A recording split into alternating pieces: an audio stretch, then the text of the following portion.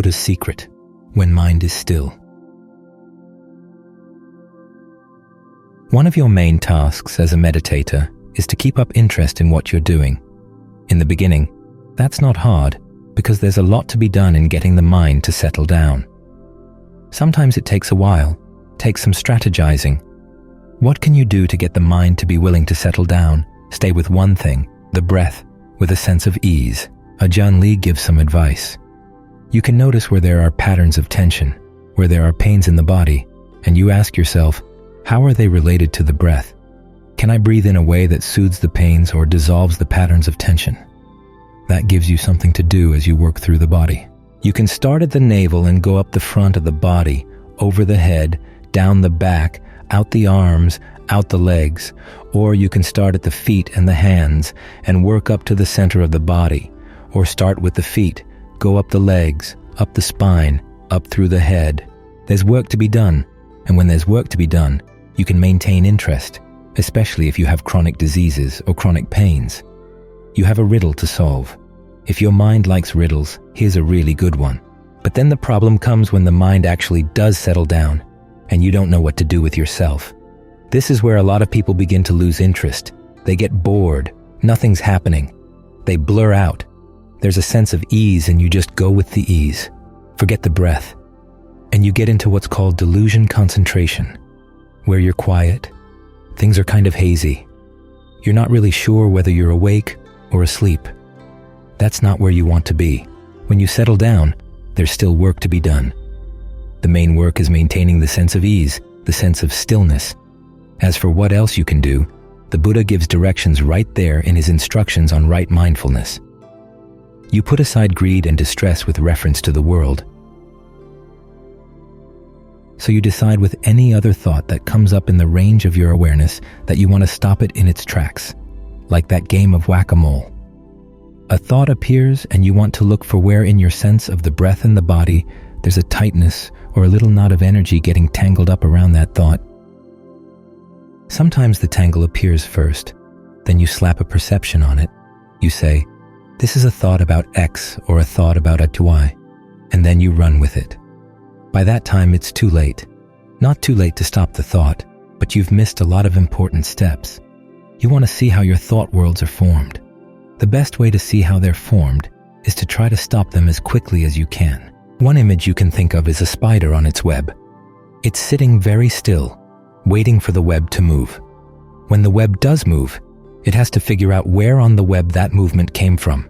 It runs over and finds a fly or some other insect that's flown into the web. Then it spins its web material around the fly and it goes back to its spot. That's one image you can have. Another is that you zap the thoughts with a vaporizing gun. As soon as there's a stirring in the breath energy or in the area where the breath energy and the mind meet, you try to dissolve it. So you have your home base someplace in the body. You're fully aware of the body, and then you wait. What little stirrings will appear? Where will they appear? And how quickly can you sense them? How quickly can you dissolve them? As you dissolve them, you begin to see that there are certain steps that go into the formation of a thought. Sometimes a thought arrives ready-made from the past.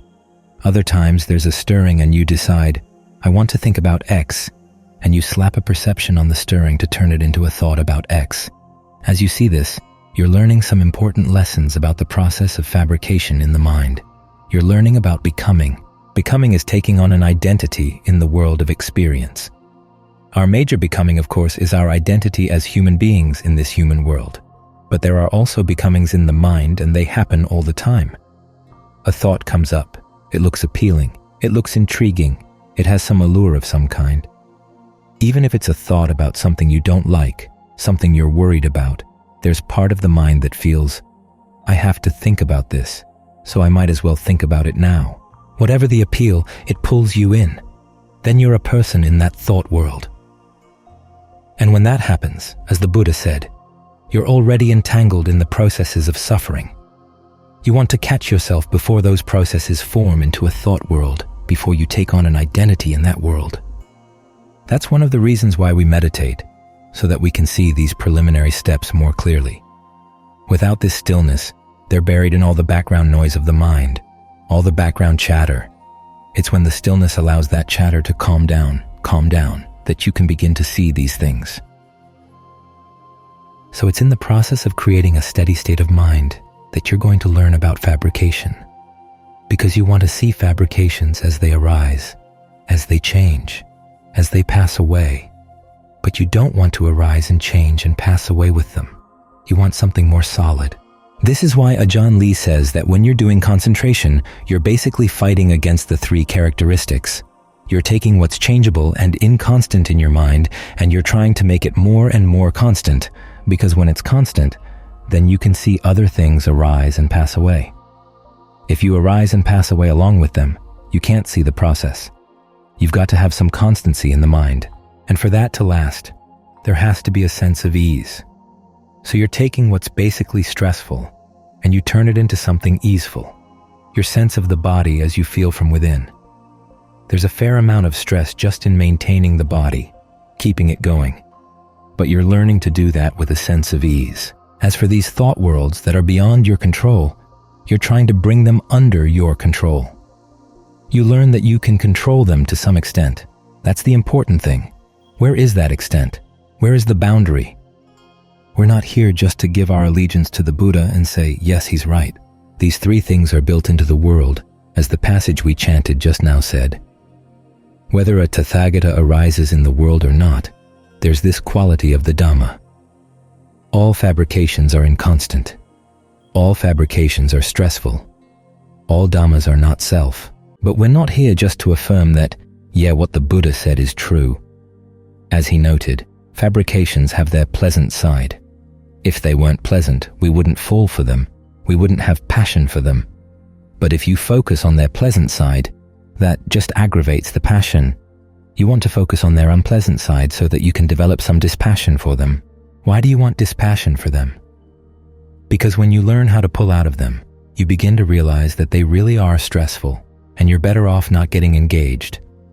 It's only when you can step out of fabrications like this, the fabrications of states of becoming, that something unfabricated will appear. That's what we're here for. We're going to use those teachings on what are usually called the three characteristics to develop dispassion. So we're not just sitting here saying, yeah, I think the Buddha's right, or I'm not sure yet, but let's keep working until I feel that, yeah, he's right. That's called agreement through pondering views. The Buddha said you can't really guarantee that the truth is something just because it agrees with what you've thought about, what you've generalized from your experience. Instead, he wants you to use his teachings as tools to work on the problem, which is craving and clinging, the craving that causes suffering, the clinging that constitutes suffering, learning how to let go of the craving so that you can put an end to suffering. The end comes when you find that something not fabricated is actually there to be touched by the mind. This is why, when the Buddha gives his image of the two messengers, tranquility and insight, who come running into the citadel of consciousness bringing a message, the message is not the three characteristics. The message is nibbana.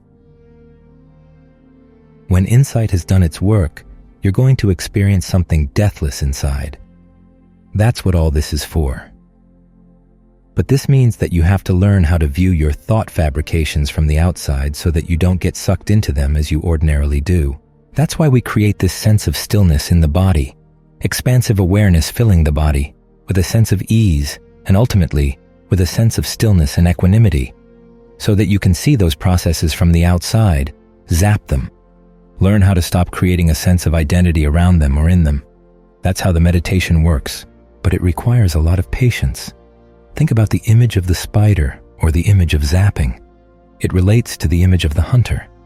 The hunter has to be very still and very patient, but very alert, maintaining interest in what he's doing. If he gets bored, he starts fidgeting around, thinking about this, thinking about that, not paying attention to what's going on. Then, not paying attention, he's going to miss the signs that there's game. And the fidgeting around is going to scare the game away. So learn to be still.